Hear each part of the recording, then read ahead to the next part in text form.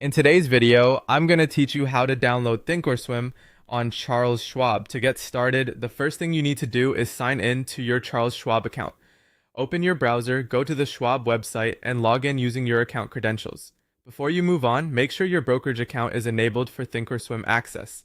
In some cases, certain account types may need to be activated first before the platform becomes available.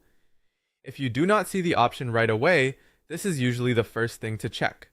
Once you're logged in, head to the main menu and click on Trade. From there, select Trading Platforms. This section is where Schwab lists the different tools and software available for trading. Take a moment to scroll until you find Thinkorswim Desktop.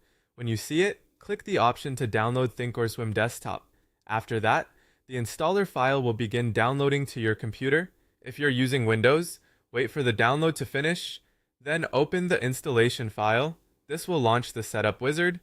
The wizard will guide you through the installation process, so just follow the prompts on your screen carefully. In most cases, you can continue with the default options unless you have a specific reason to change them. As the setup continues, give the installer a moment to complete.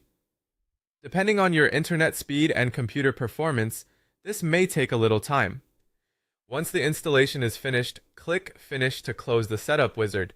After that, you should see a Thinkorswim icon appear on your desktop, which makes it easy to launch the platform whenever you need it.